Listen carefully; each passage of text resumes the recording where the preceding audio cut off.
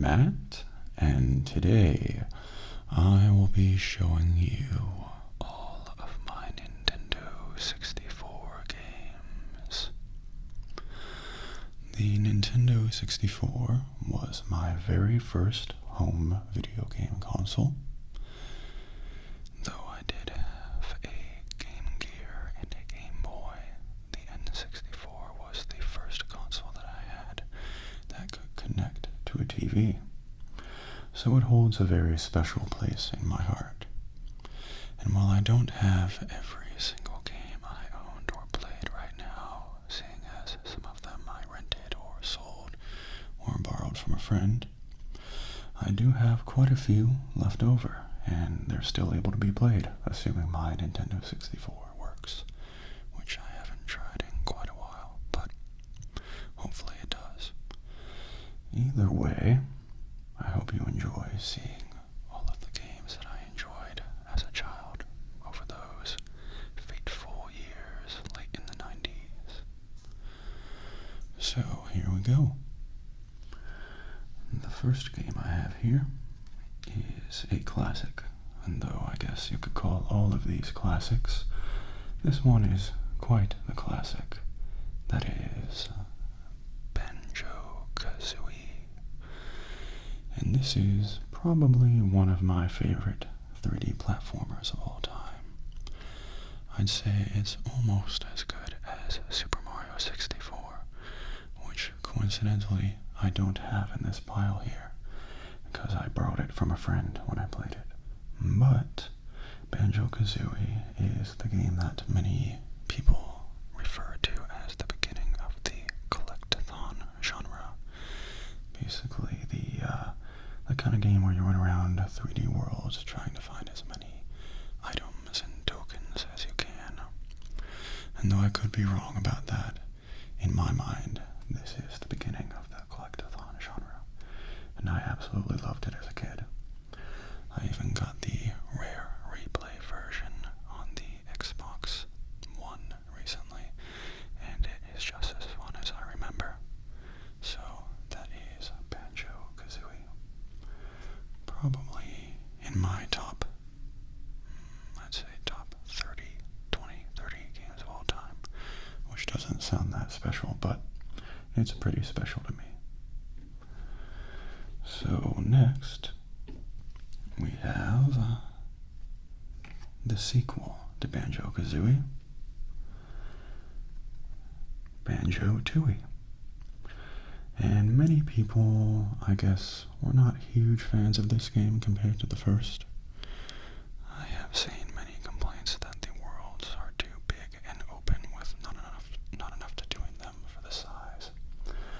But as a child, I did not feel that way at all. I haven't played it since I was a child, but I remember loving it just as much as the first one. It's probably not quite as special because of it not being a new novel thing like the first one, but that's okay. So after that, I've got Bomberman Hero. And Bomberman Hero is a game that I'm not sure if it was particularly popular or well known. I get the vibe that it was kind of a middle-of-the-road game to most people at the time. But I really loved it. I remember loving the music and the gameplay and the characters in this. Though, to be honest, I can't remember a ton about them to this day. I just have a vibe around this game in my mind that is very, it's very special to me. I can't exactly say why, and at least I couldn't recall very specific instances of things I liked in this game, but I remember liking it quite a bit. So that was Bomberman Hero. Next up, we have Hirozen Exotica. And this is a racing game that I'm not sure if it came into N64 or arcade first. I imagine it was arcade, because I remember all of the cruising games like Cruising USA and so on being very much arcade experiences. They were things that I would enjoy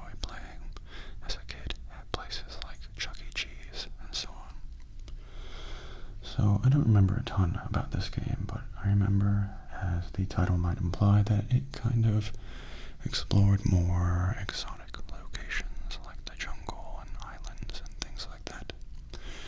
Though I'm not 100% sure of that, so I could be wrong about those details. That's just how I remember the game in my mind. And next up, we have probably my favorite racing game as a kid, at least at that young age, and that is Diddy Kong Racing.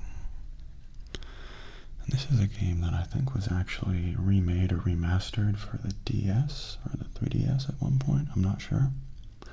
But I only ever played the Nintendo 64 one, and this was a very fun, kind of silly kart racer with the twist, I guess, that not only could you race go-karts, but things like planes and, I don't know, were there boats? I can't remember. I know there were at least planes as the cover art might imply, but I really, really enjoyed this game. I kind of want to play it right now, but I can't because I'm making an ASMR video. Maybe another time. And next up was a game that was, for its time, so ambitious that it came with an expansion pack to increase the memory in the console so it could be played. And that is Donkey Kong 64. And I remember liking this game a lot, maybe not quite as much as the BanjoKazooie games on which it was kind of modeled, but it was very much a great game. A little challenging at times too, if I recall correctly. But it's very different from most of the Donkey Kong games in that it's not a side-scrolling platformer like most of the others, but you run around the world getting lots of collectibles like the BanjoKazooie games. And yeah, I remember thinking it was very impressive graphically for its time, but looking back, it has not aged that well, at least based on footage I recently saw of it. So, yeah, that was Donkey Kong 64. And next up, we have Extreme G, which was, I think, more of a lesser-known high-speed futuristic racing game at the time compared to things like FZero. But I very much enjoyed it. You kind of race these futuristic motorcycles around really crazy futuristic tracks. And though I can't remember too much specific about this game, I remember very much enjoying it and thinking it was a very cool futuristic thing. It kind of had the vibe of late 90s, early 2000s techno to it, as if techno was a racing game. At least that's how I feel about it. But yeah, I really enjoyed Extreme G, and I'm sure some of you watching this did too.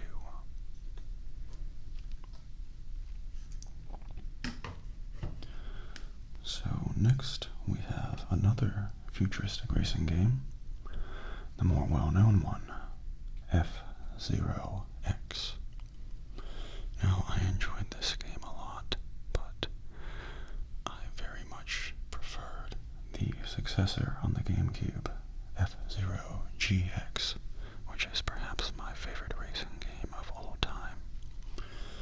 But FZero X is still a great game on its own, and if I recall correctly, it was one of the few racing games, especially of this caliber, to hit 60 frames per second on the Nintendo 64. Though I may be completely misremembering that.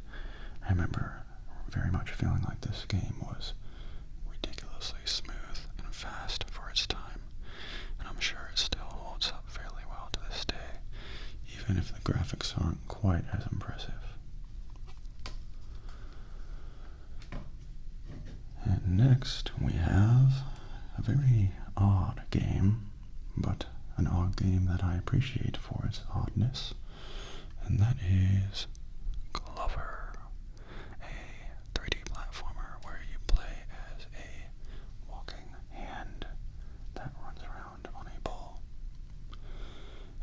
I don't recall it being quite as action-packed as the explosion on the art might imply, but I remember getting this game as a rental first, I think, and then liking it so much as a kid that I then bought it, but I don't recall this game being particularly good, so I don't know how well it's aged or how much I'd like it as an adult. I do remember thinking that the controls were a little tricky at times.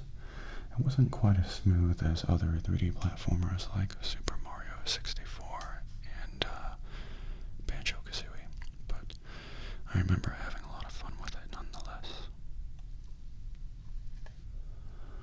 And so, next up we have Game On's Great Adventure. Yeah, Great Adventure. I thought that I was forgetting the name of this for a second, but then I realized I was thinking of the other Game on Nintendo 64. And I think that was Mystical Ninja starring Game On. That one I recall renting and liking so much that I bought this one when it came out. I think it came out after. But I recall not liking this one quite as much as Mystical Ninja. Still a pretty good game though. I think it was just a little different in style, if I remember correctly. But still a game I'm happy to have in my collection. I can't really remember exactly how it played though, so I couldn't tell you. I feel like it was a side-scrolling platformer, but I may be wrong. Alright, here is a special one.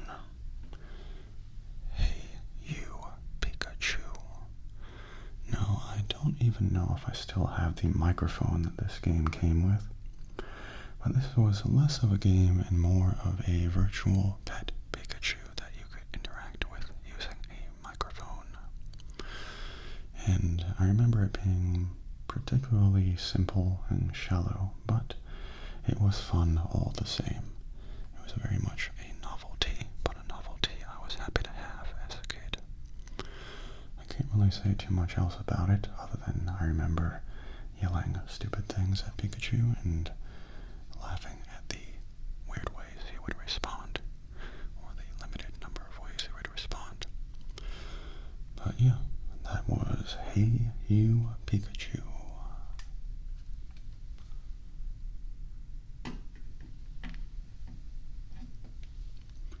And next we have a game that I imagine was not too popular, but as a kid who loved Hot Wheels, I really enjoyed this one.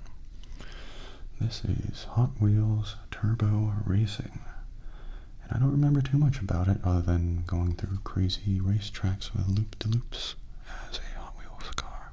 And I think you could kind of boost and things like that. I don't really remember that much about this game, to be honest.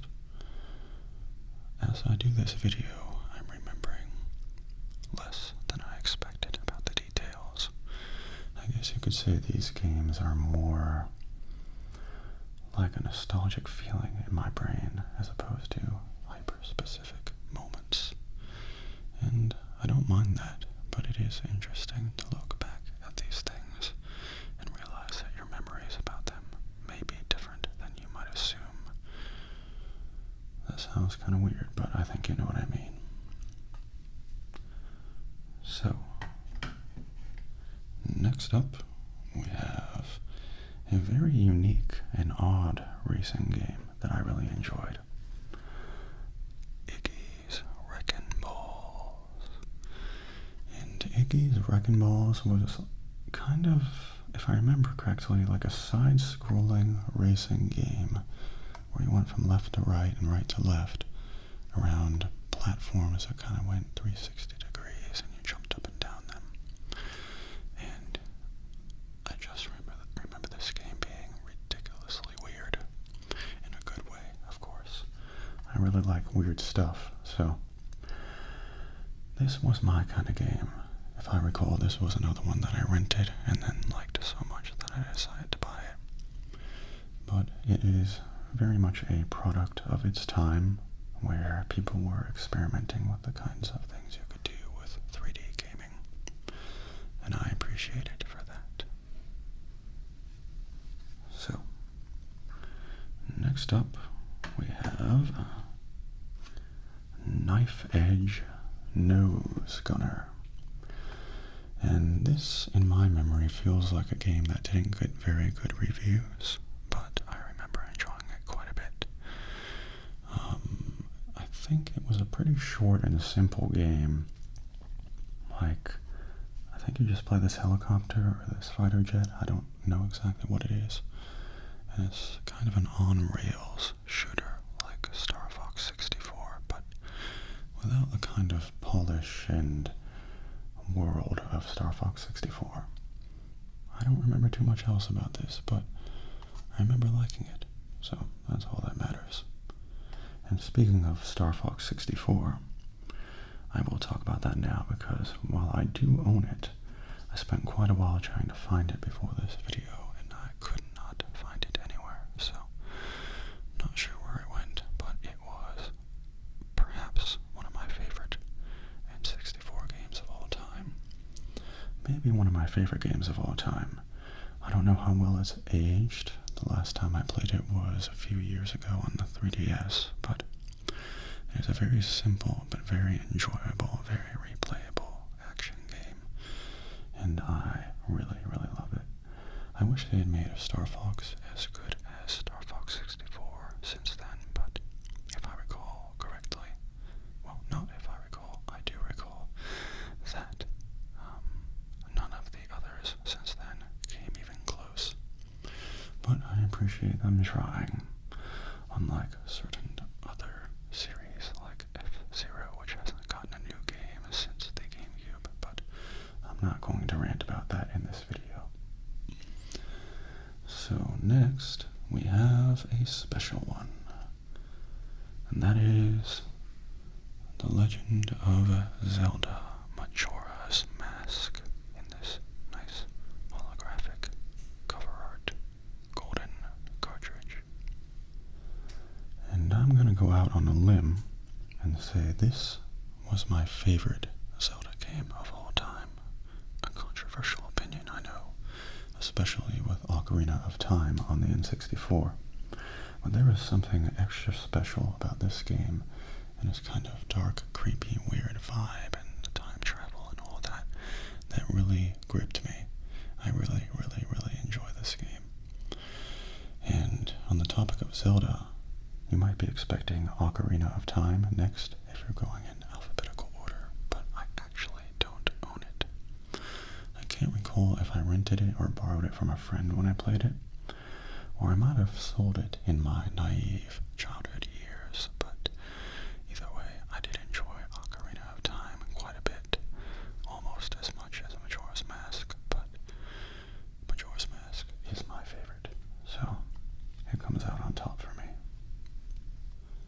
And next up is another special game from my childhood, and that is Mario Kart 64. And if you haven't played Mario Kart 64, what have you been doing with your life? I mean, honestly, no. I'm not going to judge, but Mario Kart 64 was a big part of so many people's childhoods, especially for people around my age. It's just a simple, fun, unpredictable racing game with Mario and Luigi and Yoshi and so on. I don't really need to explain Mario Kart. Everyone knows what Mario Kart is, but I will say there's nothing like being in first place for an entire race, only to go back to 8th after getting hit with a blue shell. That's something that Mario Kart has still not gotten rid of to this day. So next up we have an inferior kart racing game, but one I remember enjoying quite a bit anyway. Mickey's Speedway USA. It was basically a Mario Kart ripoff with Mickey and other Disney characters. That's pretty much all there is to it, to be honest. So, yeah, Mickey's Speedway USA. A good game, but no Mario Kart 64. Okay, and next up is a very peculiar game that holds a special place in my heart, and that is Mischief Makers. I don't think this game was particularly popular or well and it didn't quite take advantage of the Nintendo 64 hardware, if I remember it properly. It was basically a pretty straightforward side-scrolling platformer with some mild 3D elements to it. But something about this game hit a nerve in me, and I can't really explain it. Just like the art design and the sound design, something about it was really weird and very much of the 90s to me in a way that makes it extra nostalgic. If you played Mischief Makers, you might know what I'm talking about, or you might not. Maybe it was just me. But this game is somehow very special to me, and I can't quite explain why. So, that's that. Mischief Makers. And next up is Namco Museum 64, which is just a collection of some old arcade games, pretty much.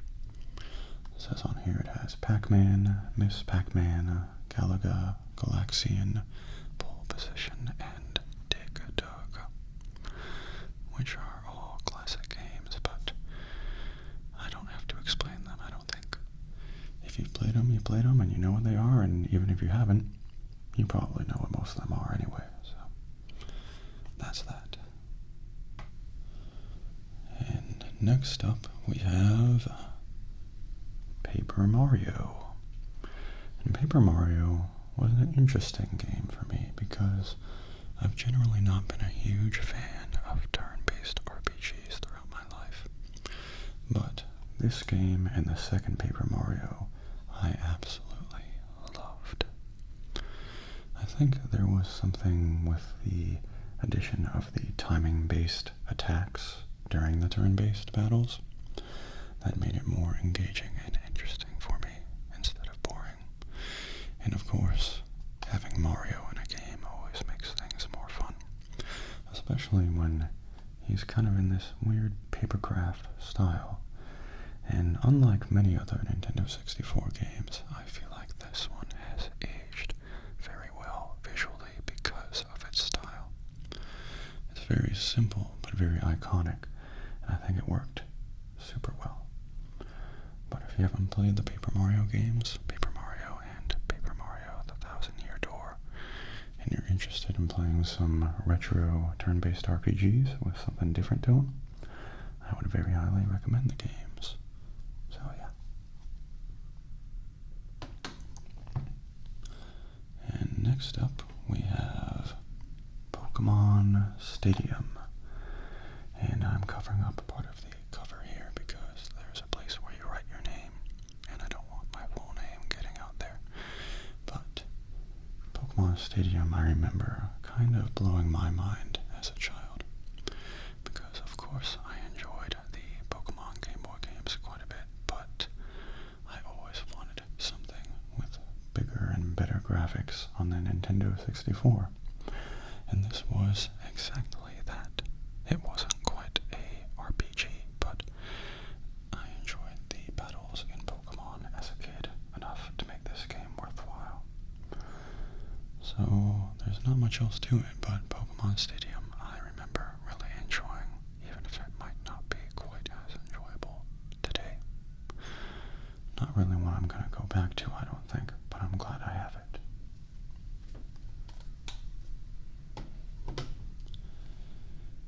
And now we have Snowboard Kids 2. I don't think I ever played the first one, but I remember renting this game and thinking it was so much fun that I had to buy it, like a few of the others here. And I remember playing this game a lot, like a lot. It's kind of a weird mix of snowboarding game and kart racer in a way. There were no karts, but it had power-ups and weapons and things you could throw at your enemies, just like Mario Kart. And I feel like the snowboard racing game is kind of a genre that hasn't really been done that much lately, or at least it's not as popular as it used to be. I kind of wish this genre would make a comeback, kind of the silly snowboard racing game. Not that it really was that much of a genre after all. I feel like the only games I can think of that I played in this genre were this and SSX Tricky. But, oh well. I remember loving this game regardless. Next up, we have another racing game. I feel like there were a lot of great racing games on the N64. Star Wars Episode 1 Racer. And this is a game that I think many people regard as being better than the movie it was based on.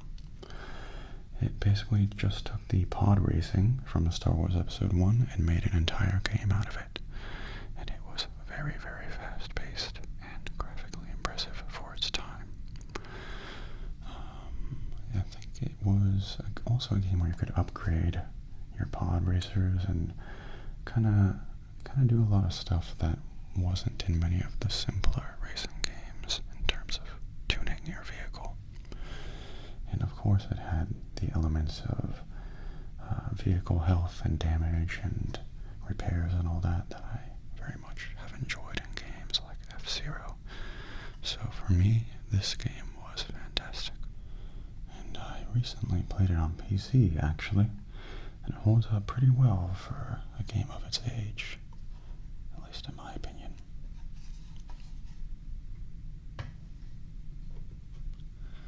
Now, next up is the game that started it all for a certain franchise, Super Smash Brothers.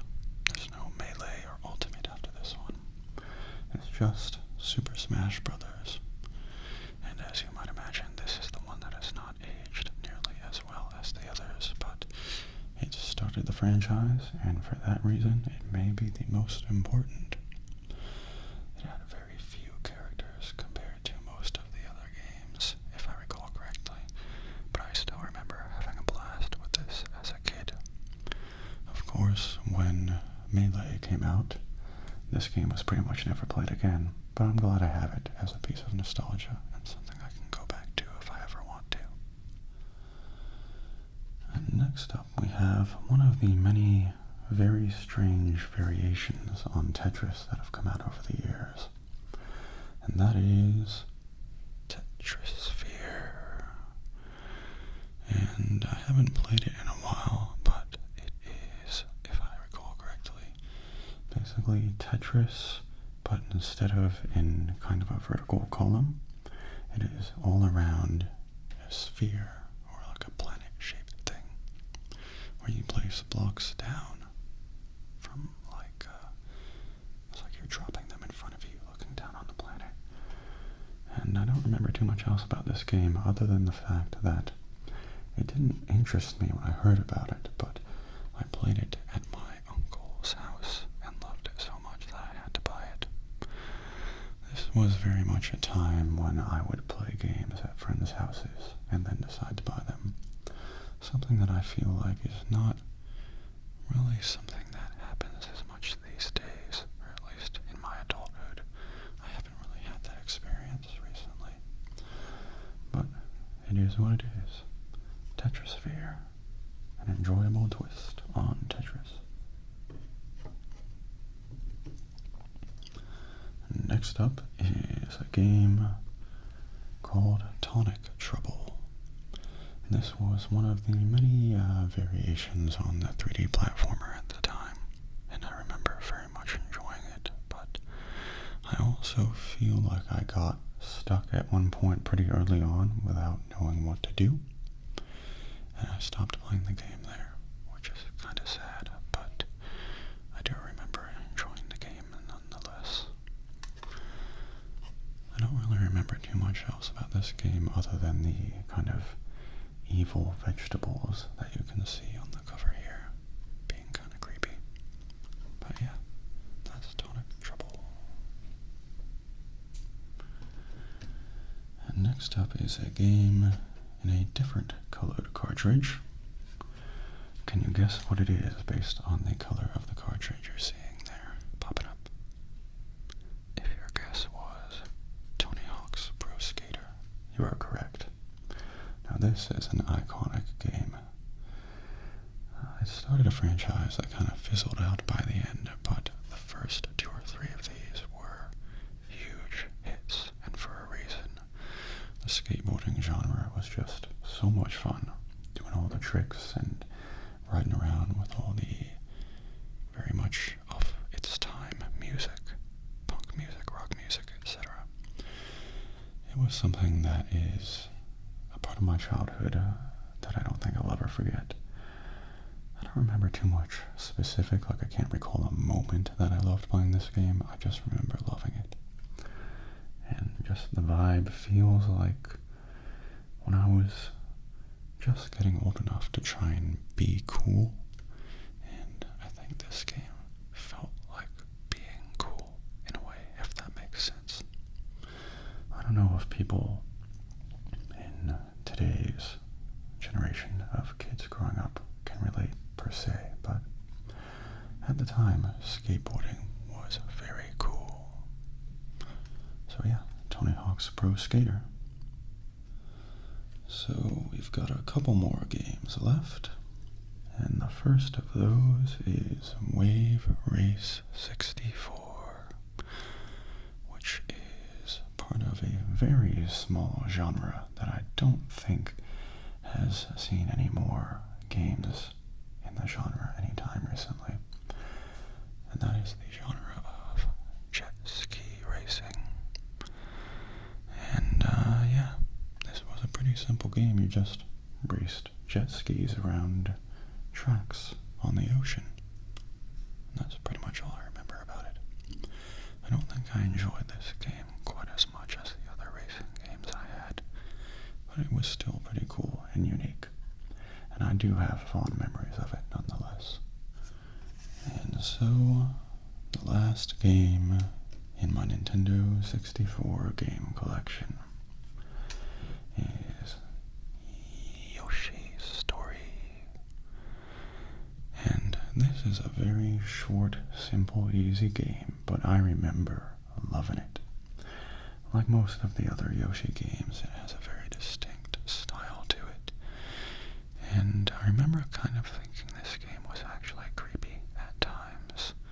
Some of the pre-rendered sprites of the creatures and enemies and things like that just looked a little weird and off. And I think that's part of the charm, to be honest. You're just playing this super cute Yoshi running around trying to get fruit. And then you just see this weird thing. I don't even know what you call it, just things. Rendered in poorly lit 90s pre-rendered CGI and used as sprites. It was kind of a creepy game, but a game that I very much enjoyed. So that was Yoshi's Story. And that about does it for my Nintendo 64 game collection. Like I said, there were some other games that I very much enjoyed that I only played at friends' houses or borrowed from a friend or rented, such as GoldenEye or Super Mario 64. But these are the games that I owned. And for me, that made them pretty special, even if they weren't that great. It's always a special time being a kid and growing up with your first game console, whatever that might be. Lots of memories. And so I've enjoyed remembering these games today, and I hope you've enjoyed watching me or listening to me remember them. Thank you for watching, and if you like this, let me know, and maybe I'll do another video about my GameCube games or some other consoles. Thanks for watching, and I'll see you next time.